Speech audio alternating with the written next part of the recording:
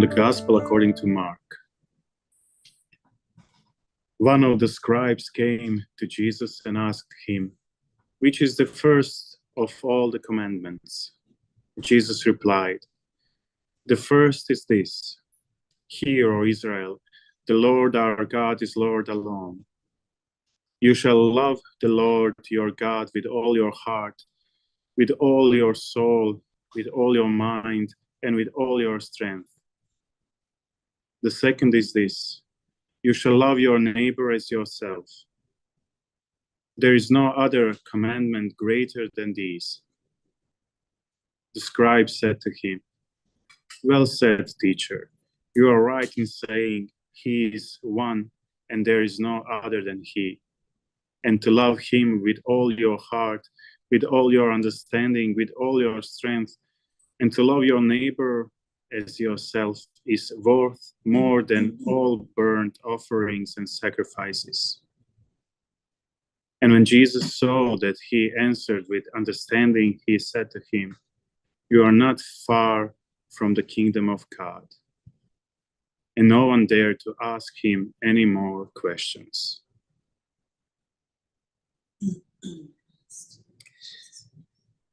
In the Gospel, we hear about the two commandments of love. At first glance, it may seem that Jesus presents two separate commandments: to love God and then to love one's neighbor. However, if we look closely at the concluding sentence, we see that Jesus connects these two commandments into one when he says, "There is no other commandment greater than these." Jesus does not separate them, he binds them together. Loving God is the source of all love. Therefore, it is impossible for someone to love God while neglecting their neighbor.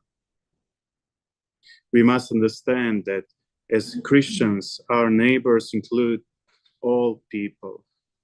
Thus, we cannot claim to love God if we simultaneously harbor hatred towards someone. Love for God excludes all hatred. This leads us to a moment of honest self-reflection. We should examine our lives and our relationships with others to see if there is any hatred in our hearts.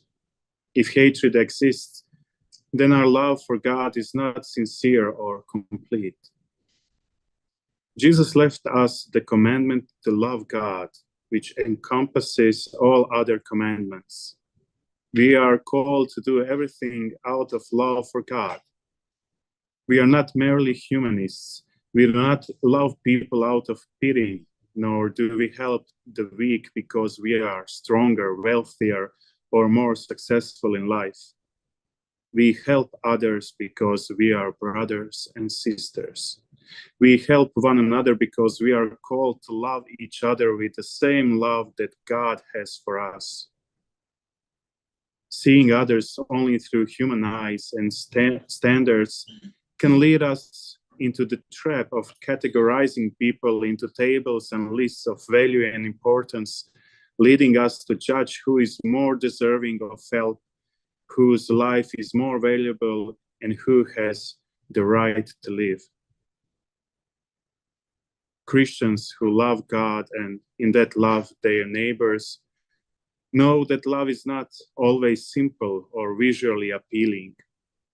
Our greatest love, Christ, demonstrated the pinnacle of his life for us on the tree of the cross, where there was neither beauty or splendor to attract us. Yet, we look to him, recognizing that in self-denial, out of love for God and humanity, we are born to eternal, imperishable life. Certainly, we must first examine our love for God. We need to approach God with an attitude of love, not fear. Many Christians and even non-Christians do good things out of fear that God will punish them if they do not obey him. However, fear bears no fruit. Fear closes us off, both in our relationship with God and with others. Love cannot flourish in fear.